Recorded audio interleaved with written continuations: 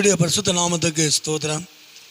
இன்றைய தினத்துக்கான தேவனுடைய வார்த்தையானது 91ஆம் சங்கீதத்திலே அந்த 16வது வசனத்தை நான் பார்க்கும் பொழுது, நீடித்த நாட்களால் அவனை திருப்தி ஆக்கி என் ரட்சிப்பை அவனுக்கு காமிப்பேன் என்று ஆண்டு சொல்கிறார்.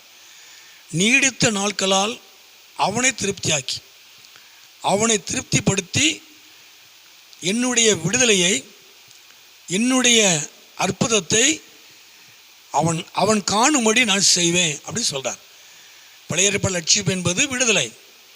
என்னுடைய விடுதலையை, என்னுடைய அற்புதத்தை நான் அவனுக்கு காமிப்பேன், நான் அவனை திருப்திப்படுத்துவேன் என்று ஆண்டு சொல்கிறார்.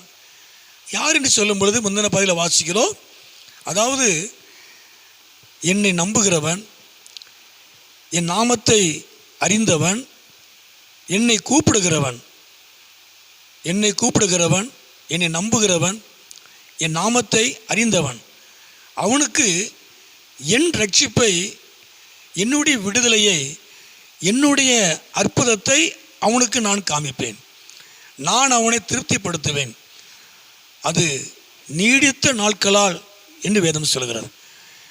அப்போ ஒரு மனிதனை ஆண்டவர் நீடித்த நாட்களாய் அவனை திருப்திப்படுத்துவார். ஒவ்வொரு நாளும் தேவன் அவனை திருப்திப்படுத்துவார், திருப்தியாய் நடத்துவார். அதே நேரத்தில் அவருடைய விடுதலையை, அவருடைய ரட்சிப்பை, அவருடைய அற்புதத்தை ஆண்டவர் அவனுக்கு காமிப்பார். ஆண்டவரை நம்புகிறதுனால, அவருடைய நாமத்தை அறிந்திருக்கிறபடினால, அவரை கூப்பிடுவதனால, அவரிடத்தில் சொல்லுகிறபடினால தேவன் அவனை திருப்திப்படுத்துவார்.